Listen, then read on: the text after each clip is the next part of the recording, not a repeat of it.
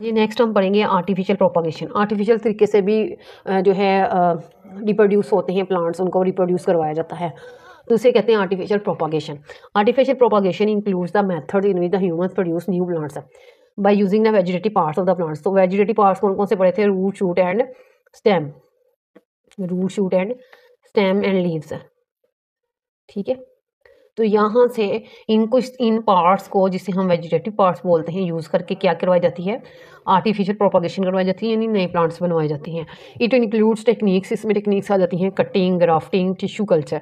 Artificial propagation is use to cultivate plants with desirable characteristics और to increase the crop production. या तो crop production को increase करवाना है, ठीक है, तब ये काम किया जाता है, या फिर डिजायर्ड जो है करेक्टरिस्टिक चाहिए, ठीक है, जो हमें खसूसियात प्लांट में चाहिए, अगर वो चाहिए तो उसके लिए हमें आर्टिफिशियल प्रोपागेशन करवानी होगी। Following two are the most common methods of artificial propagation. तो ये दो कॉमन मेथड हैं, ठीक है। बेसिक्स पढ़ें तो हम कटिंग को ही पढ़ेंगे और इस ग्राफ्टिंग को पढ़ेंगे। In some plants a piece of stem और a piece of root can form a new plant. ठीक है, कुछ पौधे ऐसे होते हैं जिनमें सिर्फ स्टेम का एक पार्ट से ही नया पौधा बन जाता है, या फिर रूट के किसी पीस से नया प्लांट जो है बन सकता है। Such a piece of stem और root that are cut from a plant and use to grow new plant is called cutting. तो कटिंग की यहाँ पे आपने डेफिनेशन यहाँ रखनी है कि ऐसा स्टेम का हिस्सा या रूट का हिस्सा जो कि किसी प्लांट से कट किया जाता है और उसको इस्तेमाल करके नया प्लांट ग्रो करवाया जाए, इसे कटिंग बोलते हैं। Cuttings are widely used to propagate house plants, ornamental trees and shrubs. ठीक है, हाउस प्लांट जो होते हैं, जो घरों में प्लांट लगाए जाते हैं, ऑर्नामेंटल जो कि सजावट वाले ट्रीज़ होते हैं, श्रब्स, इनमें जड़ी बूटियाँ, एंड सम फ्रूट क्रॉप्स, और कुछ फलों के जो हैं फसलें हैं वो लगाने के लिए कटिंग का इस्तेमाल किया जाता है। Roses and grape vines are grown from the stem cutting. तो जो फूल हैं, गुलाब के फूल और ग्रेप वाइन्स जो होते हैं, इनको स्टेम से ये ग्रो करते हैं और स्टेम कटिंग से इनको ग्रो करवाया जाता है। इनका स्टेम काटा जाता है और जाके वो किसी प्लांट किसी मिट्टी में उसको दबा देते हैं, और इस तरह से क्या होता है, वहाँ पे नया प्लांट निकल आता है। Sweet potato is grown from root cuttings. अब जब आप खाते हैं शकरकंदी, तो शकरकंदी जो होती है वो कटिंग के मेथड से नए उसके प्लांट्स लगाए जाते हैं। अब उनकी रूट्स को कट किया जाता है और नए प्लांट्स स्वीट पोटैटो के लगाए जाते हैं।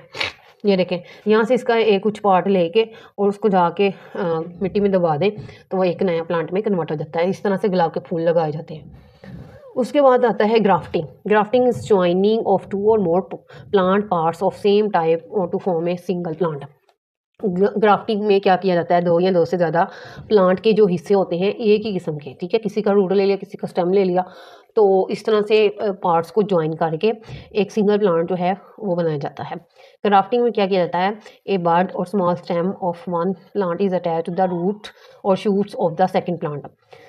एक बड ली जाती है या स्मॉल स्टेम उठाया जाता है, किसी एक प्लांट का लिया जाता है और इसको जाके सेकेंड प्लांट के स्टेम या रूट्स के साथ अटैच कर दिया जाता है।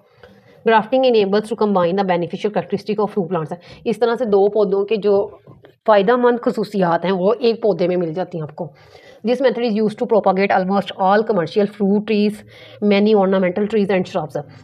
ये मेथड किस लिए किया जाता है, यूज कहाँ पे हो रहा है, ताकि वो प्रोपागेट करें यानी उगाएं almost all commercial fruit trees, जितने भी कमर्शियली फलों के दरख्त हैं उनको लगाने के लिए, जैसे आलमंड हो गया, प्लम हो गया, चेरीज़ का पौधा लगाने के लिए, और मैनी ऑर्नामेंटल, बहुत सारे सजावटी जो दरख्त हैं और जड़ी बूटियाँ हैं, श्रब्स, उनको लगाने के लिए ग्राफ्टिंग का मेथड यूज़ किया जाता है। और इसके एडवांटेजेस भी हैं और डिसएडवांटेजेस भी हैं। अब देखिए एडवांटेजेस देखें तो vegetative propagation allows to produce many new plants. इससे नए बड़े नए प्लांट्स बनते हैं इन अ शॉर्ट टाइम, कम टाइम में। New plants are exactly like the parent plant. जो नए प्लांट होते हैं बिल्कुल पेरेंट की तरह के होते हैं। So they all have the same good characteristic, और उनमें वो तमाम अच्छी करेक्टरिस्टिक्स पाई जाती हैं। दिस मीन यूजफुल क्वालिटीज़, ठीक है, और इससे क्या होता है, यूज़फुल क्वालिटीज़ मिलती हैं, लाइक गुड फ्रूट या स्ट्रॉन्ग ग्रोथ, ठीक है, अच्छी ग्रोथ करी होती है, बाज़ का ग्रोथ नहीं हुई होती, are pass on to the next generation, और यही करेक्टरिस्टिक्स अगली जनरेशन में पास ऑन होती है। हाँ जी, डिसएडवांटेजेस कौन से? Plants produce through vegetative propagation do not have genetic differences. अब जब जेनेटिक डिफरेंसेस नहीं होंगी, वेरिएशंस नहीं आएंगी तो नई नई किस्मों के हमें फ्रूट्स एंड वेजिटेबल्स एंड जड़ी बूटियाँ और मेडिसिन नहीं मिल पाएंगे। इन अदर वर्ड, दूसरे लफ्जों में, all the offspring are identical. इस तरह से तमाम बच्चे जो न्यू प्लांट्स होते हैं, बेबी प्लांट्स जो होते हैं, वो सब एक जैसे ही होते हैं। और ड्यू टू इट, इस वजह से they are equally sensitive to the environmental changes. जितना सेंसिटिव उसका पेरेंट प्लांट था, उतना ही वो जो है बेबी प्लांट होगा, सेंसिटिव होगा इन्वायरमेंटल चेंजेस, जो इन्वायरमेंट में चेंजेस आ रही हैं टेम्परेचर में, ये वो, क्योंकि ये इन्वायरमेंट बहुत मैटर करता है। इनको ग्रो करने के लिए जो है सॉइल टाइप इनकी डिफरेंट होती है, मुख्तलिफ प्लांट्स की मुख्तलिफ होगी। वो डिफरेंट सॉइल टाइप में रहना चाहेंगे, डिफरेंट जो है अब हवा में रहना चाहेंगे, क्लाइमेट जो है उसके लिए अडेप्ट होते हैं। And prone to the same diseases और पेस्ट।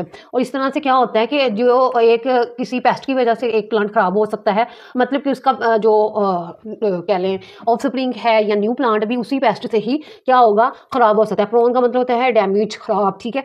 और सेम डिजीजेज उसमें उसको भी काज हो सकती हैं, और या फिर उसको भी पेस्ट से, उसी पेस्ट से जो है वो मर सकता है, डेड हो सकता है, जिससे उसका जो पेरेंट प्लांट जो डेड हुआ था, ठीक है। तो इस तरह से वेरिएशन नहीं आती। तो वेरिएशंस ना आने की वजह से बहुत सारे डिसएडवांटेजेस भी होते हैं। जब एडवांटेज लेना हो तो साथ में डिसएडवांटेजेस भी होंगे।